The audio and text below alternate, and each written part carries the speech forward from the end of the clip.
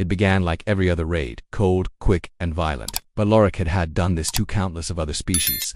They didn't think of it as a victory. They called it keeping the hunt alive. It was important for their way of life, gathering the most nimble prey in the galaxy, letting them go in confined wilderness areas, and hunting them for sport, not for food, not for science, but for the fun of murdering something that yelled. They were merely going to get to humans next.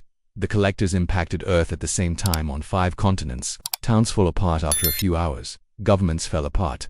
Soldiers were burned to death before they could touch their triggers with their fingertips. The Lorak didn't require a full-scale conflict. They just ripped open portals, grabbed thousands of people, and then disappeared back into the vacuum just like that.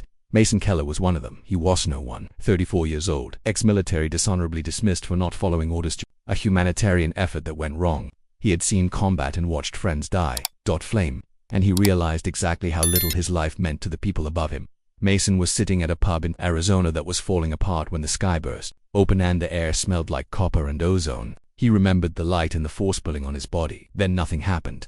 It wasn't Earth anymore when he woke up. He was naked, battered, and thrown into a forest where blue sap dripped from the trees and things were strange. Bugs there. Were other people surrounding him who were scared, bloody, and moving. Some yelled, some cried, and some prayed.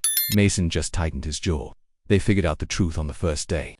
The sky split open as a huge Lorak cruiser came down from above. Them, a thundering voice that something in their heads translated, told them what to do. The speaker said, "This is a game zone. Run, stay alive, give your bosses a sport, glory to the hunt." Then the countdown started. 10 days. They had 10 days to live. Mason didn't wait. While other people freaked out or talked about it, he moved. He collected sharp rocks, forged a rough sword, and read land. It was just gut feeling. His training kicked in. He didn't say anything to people, only talked to him when he had to. Did not strive to lead. He just sat there and observed. The Lorak came on the 3rd day. They came covered up so that no one could see them until they wanted to. 12 feet high, skin like a reptile, helmets with many eyes, and long limbs with sharp tips. They had guns, but they didn't use them too often. That wasn't the part that was fun. They enjoyed the chase. They liked it when people screamed, and they got them. The first night, Mason observed 3 individuals die. One woman tried to touse a branch to fight back. They laughed while she was bleeding. Another man was stabbed and hung from a tree to send a message. A third just disappeared, leaving only his blood behind. But Mason wasn't food, not really. He began to look into the hunters, their habits, their timing, and the way just before they hit. Their technology made a faint buzz. He brought together the surviving, the ones who listened, the people who were angry, not scared. He had 6 people working for him by the 6th day. They now possessed spears and traps. They never went outside. They made signs and knew the land better than the jerks who made it. Mason didn't want to get away. Not anymore. Humans to hurt them. Mason didn't only want to live by the 7th day. He wanted to make them feel bad. Yet it was never about staying alive after that. Not really. Not for him. They had dragged him away from a life that was already falling apart. No house, no medals, no family, no honor. They felt they were chasing weak prey.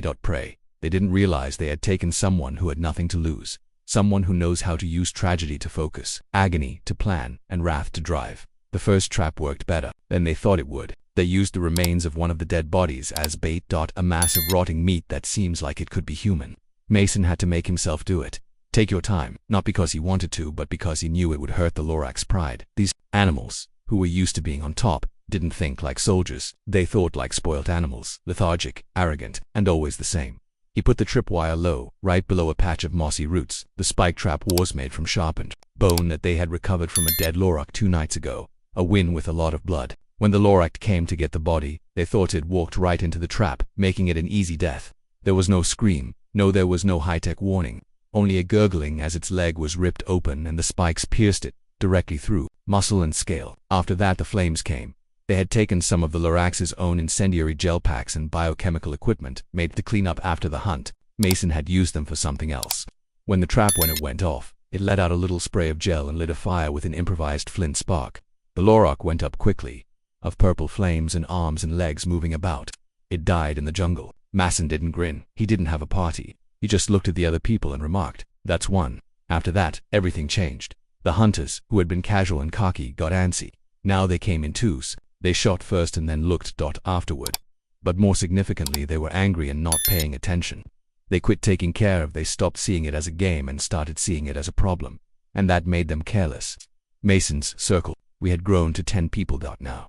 People who had either seen what he did or just stayed close to him as if it were a shield. He didn't try to guide them with words. He just got up and they went along. Lucas, the engineer from Chicago, was always mumbling. He could rig an explosion out of scrap and spit, but he couldn't say the right things. Dom was a shy youngster who I hadn't uttered a word since the first day. He had a sniper's eye and a slingshot. Ruben was older than most and missing 2 fingers, but he was a technician and a survivalist who could gut anything with a blade, even if it wasn't an alien. They weren't soldiers, but they didn't have to be. They changed the regulations on the 8th day. They didn't hide. They stalked. They didn't run. They set up ambushes. They hunted back instead of staying alive. There were consequences for every Lorac death. Drones started to fly over the sky more often. Sonic bombs made craters in places of the bush where there had been resistance. Reported, but Mason never stayed in one area for too long. He kept them going like ghosts, never resting in the same camp twice, always moving through areas that the Lorac scanners had trouble getting through. Get through. It wasn't enough to kill them. He needed to scare them. He wanted them to feel what it was like for them when they first got here. Stuck, powerless, broken. He wanted to see that instant of doubt in their eyes before the sword hit. That little bit of terror when they learned that the people they believed they had tagged weren't livestock. The tipping point happened on the 8th night. A leader from Lorac came down. This one was not the same. Not a soldier on foot. He had own armor that was darker and a spear-like weapon that pulsed with plasma energy. His face was partially covered in ceremonial bone plates, which were souvenirs from prior slaughter. When he got there, he didn't say anything or give commands. He just stood there on a ridge with a view of the jungle, eyes scanning and waiting. Through the heavy woods and darkness, Mason could see him from a distance. He was aware right away. This one was different from the rest. This one had been in a war for real. That it meant that the Lorac were serious about them. Okay, they moved under the shelter of a storm. The rain fell like needles, heavy and warm, soaking everything. It made sound quieter, hid heat, and made technology less trustworthy. Great. Lucas put up the trap, which was a network of baited tripwires that were connected to a voltage surge from a cell phone that was found. Dom had already checked out the path and made a note of where the leader of the Lorac would probably be on patrol. Ruben stood in the trees with his sword drawn. Wet but steady. Mason moved like a ghost. When the Lorac went by at the trigger point, everything started to move. The voltage spike didn't harm anyone. It shocked, but just enough. The leader hesitated, and the plasma spear fell out of his hands. Next, Dom's rock hit one of the creature's eyes hard. Groups a great shot. Mason didn't wait. He jumped out of the bushes, picked up the spear that had fallen, and plunged it straight into the Lorac's middle. There was no shout of victory, no roar, just a wet, sputtering gasp. The body moved a little and then stopped. Mason stood over it and breathed heavily. The others slowly came together, not sure if it was over. Lucas smiled for the first time. Ruben cleaned his knife on a leaf. Then Mason did something that none of them expected. Thought he didn't leave. He got down on one knee, dug into the armor of the dead Lorac and wrenched it free. The communication device built into its shoulder. It was still on and still shining. He gazed at the flashing alien symbols, then raised it up and murmured, in a low, "You hear me, lizard? This isn't your jungle anymore. We're the hunters, not you." They didn't answer, but they knew. The next morning the weather changed. No more shows. No more making fun of rules. No more counting down. The Lorac had stopped talking. Lucas felt they had started an evacuation. Ruben stated they were getting back together. Dom merely pointed at the drones, hovered above the treetops like vultures, looking and scanning. Mason didn't say anything. He continued going, but he knew he hadn't merely slain a commander. He had started a war, and now they were after him. Every one of them. Okay, he wasn't finished yet. Mason knew they would come in large numbers now. The time he took over their communications and spat insults at them. Then he flipped the last switch. It wasn't a game anymore. There was war. And predators don't like it when the prey fights back. After then, the forest seemed different. The air got thick. The sounds around us, the clicks, growls, and chittering of strange animals in the forest got quieter and more distant. Even nature could see that. Something major was on the way. By mid-morning they saw the first wave. Not hunters, enforcers, or fully armored Lorac without want to play games. They marched into the woods with drones flying overhead, moving in tactical patterns that were different from Thethy's sloppy ways of the older teams. They weren't come to play or chase. They were coming to kill. Mason gritted his teeth and said, "Split into pairs. Spread out, meet up at the river bend by nightfall. Keep traveling." Lucas was unsure. "Do you believe they'll follow?" "They won't have to. They have scanners and bloodhounds, so tell them to follow something else." Dom, as quiet as ever, gave Mason a tiny bag with Lorac entrails and mud in it. It smelled like decay and acid. Mason nodded. "Good idea." They covered themselves with it, sticky, slimy, and useful. The Lorac used scent-based tracking, and now they would assume they were following their own. Mason and Dom ducked into the trees. The others ran off in different directions. They didn't run, they moved around. Mason and Dom climbed 2 hours later, high into a group of bulbous tree pods that hung down like big green tumors. From that point of view, they could see them. A whole Lorok unit, 6 soldiers, and plasma rifles and small reconnaissance drones buzzing over them in tight circles. Dom pointed to their sides, weak points, and tech that was out in the open. Mason nodded, but then he raised his hand. Not yet. He wasn't here to kill scouts anymore. He wanted the core. They needed to know how the gaming zone was run. There had to be a central system that kept an eye on the humans, sent out the hunters, and made sure the extraction rules were followed. If Mason could find that, he could either close this hellhole from the inside or set it on fire. The strategy took form that night after getting back together. Mason, Lucas, Ruben, Dom, and the last Funion who had made it this far. 12 people now, tough, unclean, and with sunken eyes, but mad. Mason argued that we don't win by staying alive. We win by making them choke on their own tech. Lucas sat up taller. You want the command center? That's right. You are out of your mind. Mason responded, probably, but we've killed their boss, took over their communications. Their scanners can't see us. This is the last chance they have before they decide to wipe this whole area with orbital strikes. Ruben was cutting meat off of a skinned lizard-like creature, said in a low voice. Then we better move before they find out how far the blast will go. The plan was easy, cruel, and very risky. Lucas had been following the drone patterns and had found the control hub on a ridge 3 clicks to the west. The ridge had a jutting feature that didn't fit with the natural terrain and was probably made by people, made to fit in. That was what they wanted.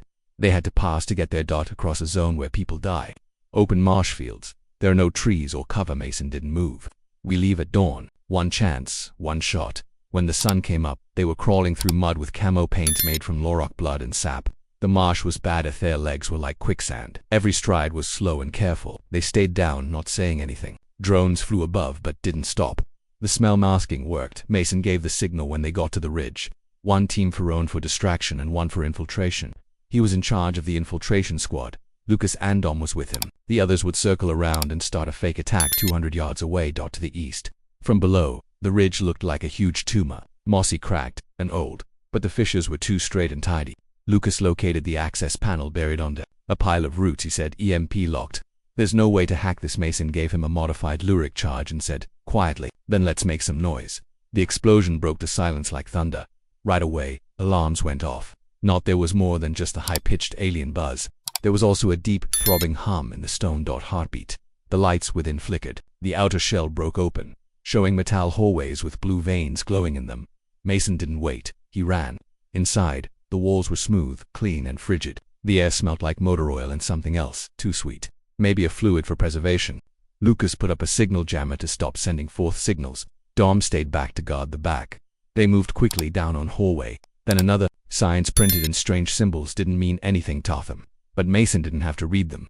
He followed the wires that carried power, the thickest ones, the ones that were full of vitality. They found it in the middle of the control room in the complex. Big screens depicted different parts of the jungle. Infrared maps, heat signatures, drone feeds, and monitors kept track of people's vital signs, location tags, and levels of danger. There was a huge console in the middle that was pulsing, using lights for input and motions for commands. It was like seeing the hunt from above. And now it was Mason's. Lucas ran to the mainframe and took tools out of his bag. You can fry it. Start a cascade loop. It will overload and set the zone on fire. Mason said it. When it dies, make it scream. While Lucas worked, Dom yelled, incoming. Back the way they came. Heavy footsteps, no hesitancy, no subtlety. Mason turned and shot a stolen plasma gun. One of the enforcers fell. The chest collapsed and another one came through with a kinetic blade. Dom ducked, rolled, and stabbed it in the jaw with a pointed pipe. But there were more coming. Lucas yelled, I need 30 seconds. You have 10. The room shook when a grenade went off close by. Mason ducked and grabbed a piece of metal panel and used it as a shield. Like fireworks, plasma bolts shot off it, pushed forward and hit the throat of another attacker with the edge. Blood. It was thick and black and spilled on the walls. Done, Lucas yelled. The control panel turned red. Alarms went off. Power flowed through the wires. Screens twisted. The whole building shook. Mason looked around. It's time for us to leave. But Dom stayed still. Someone shot him, chest wounded, deeply and smoking. He coughed in an effort to breathe. Mason took hold of him. Come on, kid. Dom shook his head once and then smiled. Mason didn't think twice. He took the detonator off of Dom's belt, put it in his hand, and said, Weigh 10, make it count, Dom said. Lucas and Mason ran. Back. The jungle control facility caught fire because of them. The ridge rocked from the blast. The Lorok command went dark. Every camera, scanner, and drone is gone. Though the whole jungle was lit up with bewilderment, the orders stopped coming in, working together full apart, and everyone in the area felt it. There had been a change, something enormous. Mason kept sprinting. He fell down by the riverbank 2 miles away. His lungs were burning, his ribs were bruised, and blood was caked on his face. Lucas got there next to him, wheezing, then laughing. He said, "They're blind. We cut off take their damn eyeballs out." Mason didn't find it funny. He peered up at the dark silhouettes of Lorac's ships in the sky. They flew around like vultures and said, "Now we show them what real predators are." The sky hadn't looked right in days. The clouds were low and electric, and they spun about in slow-moving circles above the jungle. Mason sat under a crooked tree. The roots were twisted like shattered ribs, as they watched the alien ships float in far above them in circles. Since the explosion, they hadn't moved at all, not forward or backward, just hovered. Frozen. The whole game zone was calm. After the blast, no drones, no broadcasts, and no patrols. For the first time, Mason heard nothing but wind, birds, and people. For the first time since he got there.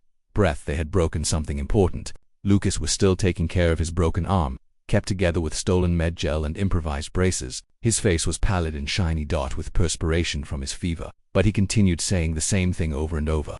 "We freed their backbones and fried their damn spines." Reuben came back at lunchtime with news. His blood was on his beard. "None of it is his. We found another place to camp. 17 survivors, hungry, scattered, and ready to kill." Mason did not smile. He just said, "Bring them in." The number of people had doubled in only a few hours. They didn't seem like an army. They looked like what they were.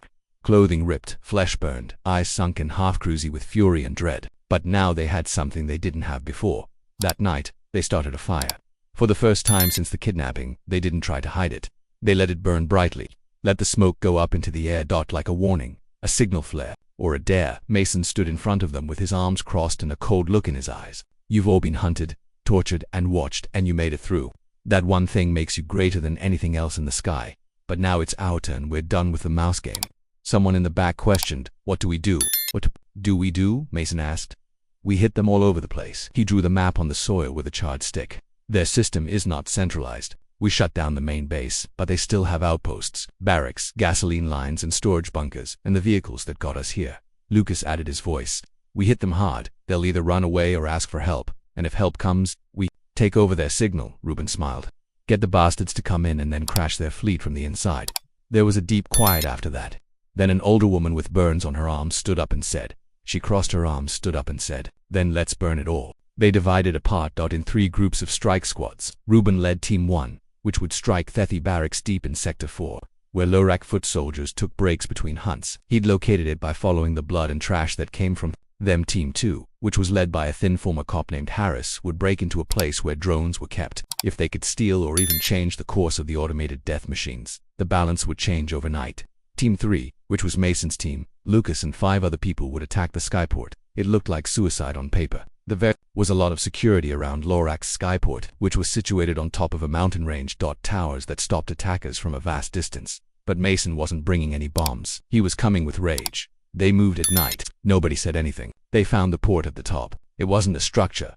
It was a bird's nest. Dozens of ships docked at the skeletal spires of bone and metal. The lights from aliens blinked in a steady pace. Lorak troops walked back and forth. Lucas murmured, "The platforms, their weapons crackling with charged energy. It's bigger than we thought." Mason said. "It didn't matter. They are bigger." He didn't finish what he was saying because the alarms went off again all of a sudden. But those weren't signals from Lorak. They were people. A wall of fire lit up the sky at Reuben's command. The explosions shook the trees. The barracks were on fire.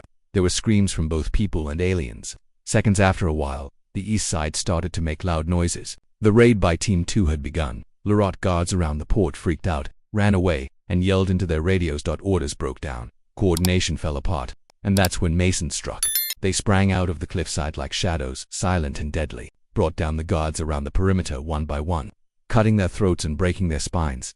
Their weapons against them when they cut through armor, plasma blades hissed.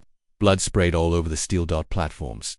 Mason kept going directly for the command tower. Lucas hacked Akansol along the way, routing gasoline from moored ships into exposed lines. The air smelt like ozone and burnt oil. They were halfway to the tower when seen 3 Lorak enforcers stood in the way. Big plasma cannons with armor are ready. Mason kept going. He grabbed up an alien rifle that had fallen and ran. The first bang missed him by a few inches. He ducked, rolled, and then came up behind the first enforcer, put the muzzle in its throat and pressed the trigger. There was a lot of blood and bone. The second one assaulted him and sent them soaring. Lucas yelled, lunged at the beast, and stabbed it in the side with a power link. It shook, twitched, and finally fell over. Mason jumped up, shot the final one in the head twice, and bled from his shoulder.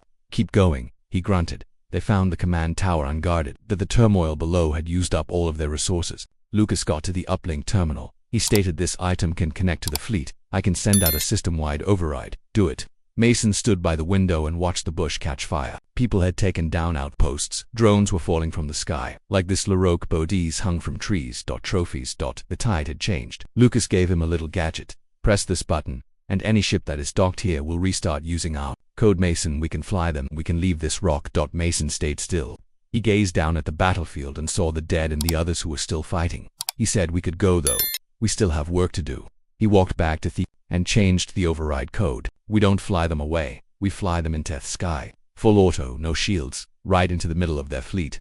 Lucas looked. "Do you want to blow up their motherships?" "No," Mason responded. "I want to send a message," he said as he hit the button. Lorax all over the ridge. The ships came to life. But instead of rising smoothly, they shouted into the sky. Engines getting too hot, locked trajectories. They disappeared into the clouds one by one. Then it blew up.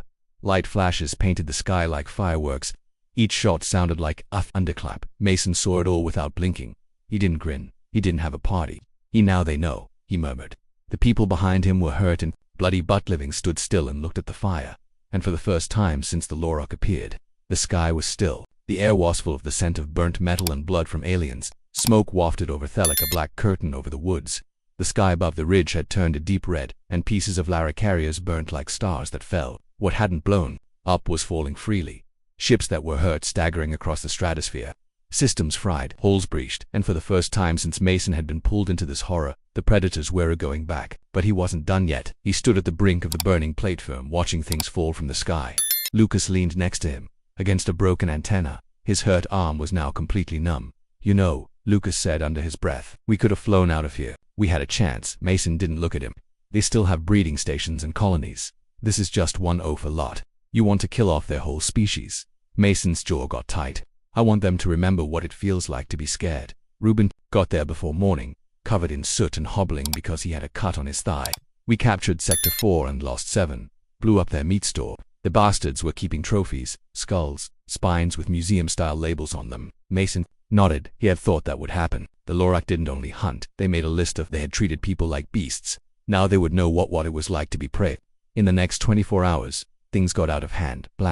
People who survived came from all over. The news of the insurrection had spread like a fire. Many hostages who had been alone for a long time now came out in bad shape and hurt, but eager to fight. They all met at Theridge, an increasing army of people who were broken. Mason stepped in front of them and talked. "Just we turn off the engine." There was a lot of confusion in the throng. Lucas moved forward. "He means the core of the seed, the Genesis spire, that caught their eye." Everyone had heard things. A spot in the woods Noon had heard of but never seen. People say this is where the Laroque raised new hunters, improved their technology, and delivered genetic orders to every game zona throughout the area. The brain was it. The rest was just muscle. Lucas, I broke their mainframe before we left the tower and followed the core's energy trail. It goes deep. Underground, to the northeast, concealed in the jungle's roots, possibly protected by whatever they have left. Mason said, "That's where it ends. Not just this hunt, but all of it." There were no cheers or roars, just nods. Men and women grabbing up guns, wiping blood off their faces and getting ready to continue what they started. It took 3 days to march. They proceeded through the thick bush in groups that were not all at once, clearing traps, eliminating patrols, and avoiding drones that are still on auto mode. Image_Sentinel greater than the deeper the farther they went, the stranger it got. The ground and trees twisted into spirals. The illuminating fungus on the ground lit the way. On the second night, they found the field. Dozens of human bodies in perfect order, skinned, gutted, and frozen in fake stillness. Some have names engraved into their chests, some had numerals on them. Mason had them bury the bodies, one by one. They didn't say anything.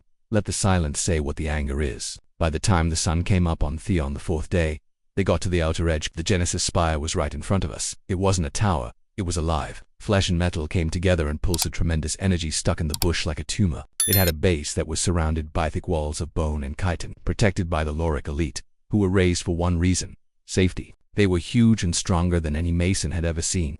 But they were outnumbered, and Mason had something they didn't have: hate. The attack started around lunchtime. Lucas and a group of scavengers turned on the electricity Distaspan caused. by too much traffic in the spire's conduits. There were sparks. The ground broken. There were bursts of raw energy in the air. Mason was in charge. Into the hole, holding a plasma spear he had seized from the enforcer he had killed weeks before. A surge of people came up behind him. The surviving yelled as they fought. Axes, knives, stolen alien firearms, and bare hands. The Lorak put up a good fight. They didn't have anything to lose, but people had already lost everything. They swarmed at the defenders, ripping through armor and breaking bones. Flesh that is on fire. Reuben turned a drone into a bomb and sent it directly into a guard tower. The explosion fell down half of the wall. Mason pushed farther into the spire. It was worse inside. There were rows of tanks with human clones in them. They were black and twitching. Not finished. Machines poured drugs into their veins, which were set up for future hunts. For many years, more killing. Mason didn't think twice. He broke the tanks one at a time. Lucas got to the core area and started working. This object is connected to subspace relays. If I push this button, every associated zone will go dark. Not just this one. Maybe hundreds or thousands. Mason nodded his head. Do it, but it will kill everything in here. You already know that. Is that right? I told him to do it. Lucas thought about it for a moment before starting the overload. The core screamed. The spire shook. Pipes broke. Alarms went off. There were cracks in the walls. Fire came out of the flooring. Mason took hold of Lucas and pulled him back. Go. They ran through hallways that were crumbling down, evading falling rubble and hopping over burning wrecks. The spire was behind them. Started to implode, being pulled in by its own collapsing energy field. On the edge of they turned and saw the jungle fall apart. A tower that had plagued a lot of species, now a mound of melted debris. People behind them started to cheer. People hugged, yelled, and fell on their knees. Not because they were safe, but because it was over for the time being. That night around, Lucas stared at Mason and questioned, what now? While the fire burned, for a long time Mason didn't say anything. Then he responded, we build, we get ready because they will come again. They will have a different name and ship, but they will still be hungry. Lucas nodded his head. Mason looked into the flames and said, and if they do, then we not anymore. He stood up, marched into the forest, and vanished into the dark. The Lorac's greatest dread had come true. The man they had dragged into the search, a hunter who has nothing to lose. The galaxy didn't notice when Earth collapsed, when people were taken from their homes, ripped apart from their families, and their homes were obliterated from maps. It didn't really register. No war there, no pronouncements, no interstellar courts, and no good alien groups communicating. In their defense, the Lorak termed it culling, which was a necessary balance. The universe, they called it a tradition. But suddenly, they saw it. The news of Genesis Spire's destruction spread through subspace like a virus. Over 130 gaming zones connected to the spire went dark in a matter of seconds. Many different types of species rose up in confusion after being enslaved, hunted, and experimented on. Fear and hope. The shock was instant, but the fear that came after it was deeper. It wasn't only that a zone for games had fallen, it was who had done it. Humans are a species that some people think is not even worth listing because they are so primitive and undisciplined. Not long-lasting, but nevertheless they had made it through. They had fought back. They had set fire to the hunter's temple and walked out of the ashes. Mason didn't care what they were saying outside. Not yet. He was making something bigger than his dread. He was constructing revenge. It started in the ruins of the Genesis Spire, the jungle they now owned, what used to belong to the Lorak aristocrats. The people who lived through it were previously scattered and scared. They had started to rebuild. They stole the name Camp Ironjaw from somewhere else, from the Lorax's own group. Every metal plate they used for roofs and every beamed walls was made from pieces of crashed ships and dead animals. Mason, on the other hand, didn't care about walls. He was putting together an army. More and more every day. People who had survived came, escaped prisoners, renegade Lorak experiments, and even a few human ex-prisoners who had made it through the mayhem. The camp turned into a forge and Mason turned into the fire. He taught them himself. Not like wolves, soldiers, ambush methods, using a knife, setting traps, moving quietly, kill zones, and sabotage. He didn't care about rules or ranks. He cared about one thing, making sure that no one ever hunts again. Always Lucas took over the technology. Businesses, he never said anything, even though his arms were still shaking from the spire blow. He made relays and fixed it in space junk and stopped Lorak's communications. What he found made my blood run cold. Lucas informed him one time, they're regrouping. Night, the people who didn't die in the blasts are remembering war fleets, not hunters, not sportsmen, real soldiers. They say we're a rogue infestation. Mason looked at the screen. They're coming, not yet. They're waiting and watching. We embarrass them. They won't risk getting hurt again, so we hit them first. Lucas blinked. You mean it? We send a message. Find one of their nearby colonies and burn it down. Let them see the dead hanging. Let them know that we're not just battling to stay alive. We're fighting to make sure they regret ever putting a claw on Earth. The initial hit was precise. A Lorak outpost on a moon called Berry Prime. It used to be a place to keep cryopods for captured wildlife. Facilities circling a gas behemoth with almost no security. The ideal test run. Mason, it required a crew of 12 people to get in through a broken exhaust vent and gut security crew with merciless accuracy, liberated the prisoners, and then blew up the whole platform into the explosion produced a black scar across the moon's orbit, which can be seen from light. Years later, he left a statement in the wreckage. We remember, we learn, we hunt. At first Lorak tried to deny it and accused rogue mercenaries, pirates, and renegades, but the galaxy didn't believe it. Days later, there was a second attack spent on a hunting launch site where new groups of wildlife were selected for shipment. Mason and his team, they broke inside it while wearing stolen Lorak armor. When the alarm went off, it was the humans had already poisoned the whole atmosphere inside. Not gas but truth, a communication, a video that keeps playing that shows what the Lorak did, the cages, the sport, the screaming kids, and how people fought back, with teeth and nails, fire and blood. The galaxy watched, and this they couldn't stop watching. Soon, it wasn't just people fighting. The species began to ascend. Quietly that Varnock broke their shackles in Thisharan mines. The Brek, a type of animal that used to be used in gladiator arenas, they were aiming at supply ships, and everywhere they hit, they left the same sign, a jagged H etched into H for humanity. They were no longer afraid of Mason's name. It washes species. The hunted had become the hunters, and the Lorak Empire started to fracture. They met behind barred stargates, desperate to get back control. Some said to kill them all, while others said there would be a global war. Some people murmured in terror. If this is how people fight when they have nothing, what would happen if they started to build something bigger? Mason had already done it. He stood in front of Thephist official battalion of what he named the Broken Suns. 53 people with guns, repaired gear, and changed alien weapons. No uniforms or colors. Just he strode back and forth in front of them.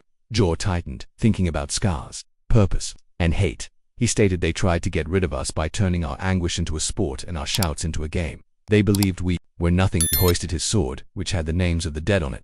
Now we make them feel everything. The Broken Suns yelled back. No one had to tell them what to do. They were already ready. That night Masan sat on the edge of the camp and used the stone to sharpen his knife. Lucas came up to him. Silently, holding a little holopad containing intercepted chatter. He said, "They're watching Earth today. Closer than ever, waiting to see if we'll return." Mason kept honing. "I won't go back," he said. Not yet," Lucas said, pausing. "Why?" Mason looked up at the sky and spoke softly. "Because Earth is still innocent still. If we bring this war back there, we destroy everything that makes it worth saving." Lucas let out a sigh. "What should we do?" "We stay out here in the dark and break their bones one at a time." Lucas nodded. "Until they beg for mercy." Mason's eyes were frigid. "No, until they forget they had the right to hunt us. They beg," and talking about him behind his back in the stars. Not only Mason Keller. People nicknamed him the Burning Guy. The Lorak gave him the name first, based on sensor video that was found after each attack. His face was always covered in blood. Silent, hidden by the firelight. His armor wasn't all the same. It was merely strips of ancient scavenged plates put together with leather and bone. His blade was still half melted from the Genesis Spire's blast, and it had the marks of every Lorak commander he had killed on it. Blow had the names of all the Lorak commanders he had murdered on it. Had turned become a myth. He turned into a warning, and the others who followed him, they turned into a sign of wrath that can't be killed. The campaign really took off after the Berry massacre. 3 more Lorak settlements fell within weeks, although not to invasion. Shame. Mason's shattered suns didn't simply mess up supply chains. They hacked into broadcasts, sent unfiltered streams of Lorak's crimes into their own capital cities. Film of kids being killed for fun. Pregnant ladies looked for points. Families put up for auction like cows. The Lorak have been filming their reign for hundreds of years. Mason just gave back the favor. But now the footage concluded with skulls on spikes and ships colliding into each other. Fire. At first, the Empire tried to make it sound good. Propaganda, fake flag activities, but too many planets witnessed too much. Too many old friends pulled away. And in the back rooms of galactic trade and government, timid voices started to utter what no one had the guts to say it out loud. "We might have poked the incorrect kind of animal." Mason didn't care that they were sorry. He simply worried about the momentum. Lucas, always the strategist, came back from a scouting excursion with important news. He said, "We found something. Coordinates to a secret place. Lorak owned it, but there were no records or public identification." Mason didn't flinch. "What is it?" Lucas claimed it was a lab, buried in the Rakari spam, inside an asteroid belt. Offred made to change the way prey works. They've been making mixed breeds. Reuben came to the map table with them. "You mean hybrids?" Lucas nodded his head. "Half Lurak, half human, and part anything else they could fit in a tank. Quick, tough, and made for one thing, better sport." Mason's jaw got tight. And they are still living. He didn't think twice about it. We are leaving now. The lab was hidden in the broken pieces of a moon. Dense fields of asteroids. It was ringed by automated turrets and hidden mines that protected it. The broken suns came in quickly and hard. 5 salvaged ships with no ID tags flying low and dirty. They reached the outpost rather quickly. Booms broke the quiet of deep space. Mason led the way inside the lab's core. Even the toughest soldiers turned pale when they saw what was within. Tanks full with bodies that twitched. Some seemed like people, while others are misshapen. Muscles too thick for bones. Eyes that shone in a strange way. Fingers should have claws. A few still alive, still awake, with their faces mashed up against the glass. One tank held a boy. They must have taken him when he was no older than 12. He looked 20 now, changed anger behind his gaze, and his mouth opened as Mason walked by. No words, just a scream without sound. Lucas looked over the mainframe. They made these things include live captures, DNA splicing, trauma training, and neurological programming to make Lorak less afraid and hate less. More people. Ruben stepped forward, disgusted. They intended to set us against us. Mason didn't say anything. He just raised his gun and started breaking tanks one by one. No mercy, no second thoughts. When they got to the end, Mason was covered in blood and chemical fluid. When he got to the chamber, his knife was almost bland from the sheer number of deaths. Lucas gave him a bomb. We put too much stress on the core here. It will destroy the whole lab, but the energy signature will let the Lorak home know. World. Mason looked him right in the eye. Okay. He pushed the button. There was a flare, and the lab caved in on itself. Fire ran along the hallways. After the explosions, there were more explosions, like aftershocks in a dying star. Mason looked from the bridge, his hands grasping the rail and his knuckles white. They acted like God, he said quietly. Now, let's put the gods to rest, too. People talked about things more quickly now.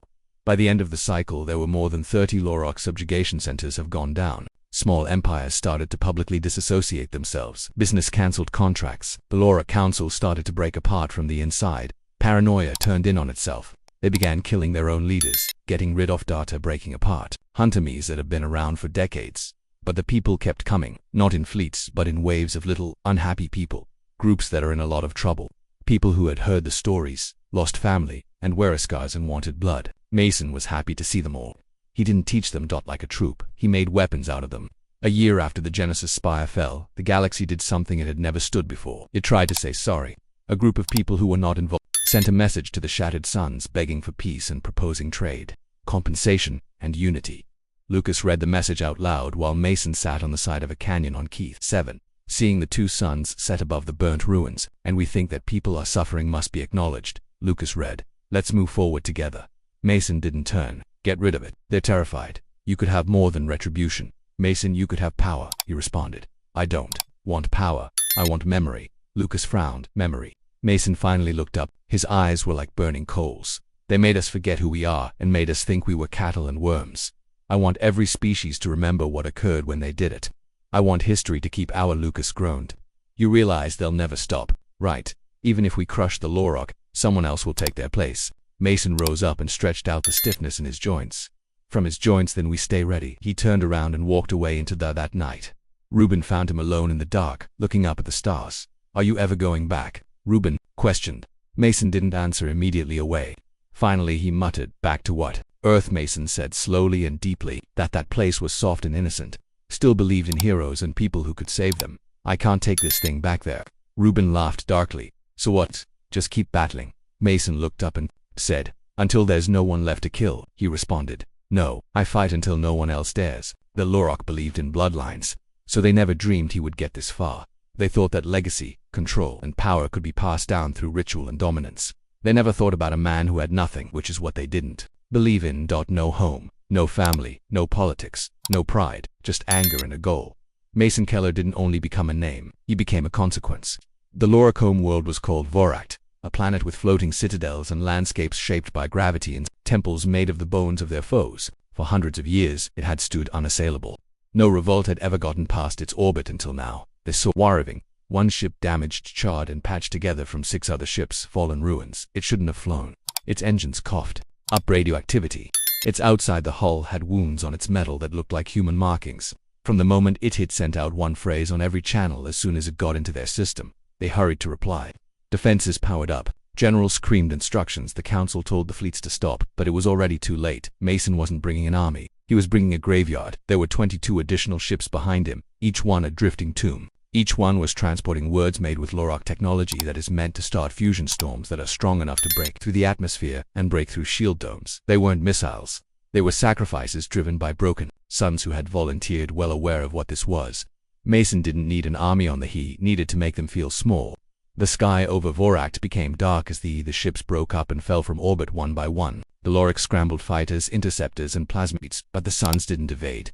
They didn't tran, they hit. The capital citadel rocked with each blow. Tower shields broke. Cities disappeared in flames. The air was full with screaming, not from people. Mason's ship came down last, and he didn't hit a city. He aimed for the Hall of Thrones, which is the hallowed seat of the Lorak High Council and the heart of the machine. He crash-landed on the roof. Smoke, flames, and debris fell like steel rain. Mason rose from the wreckage like a ghost. His armor was burned to the bone. One eye was swelled shut, and his left arm was broken. Hand hardly working, but he still had his blade in his grasp, ready inside the throne hall. 12 Lorak stood. Council elders, the builders of misery, the people who had agreed to make his kind into toys.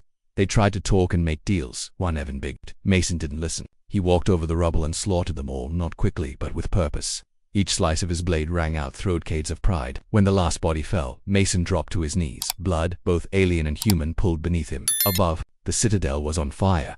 Below, all around the world, the people in slave camps started to rise up and riot. Slay their captors with their bare hands. Fire spread like memory. From Lucas watched through a hacked satellite broadcast. He didn't cheer. He didn't say anything. He just whispered. He did it. They never recovered Mason's body. Some people claim the rubble ate him, while others say he stepped into the flaming pit of the throne and disappeared. Some people think he's still out there, just another ghost among Theslubs were watching. But it didn't matter because enough the Lorak. 10 years later, the name of the empire is gone from galactic maps.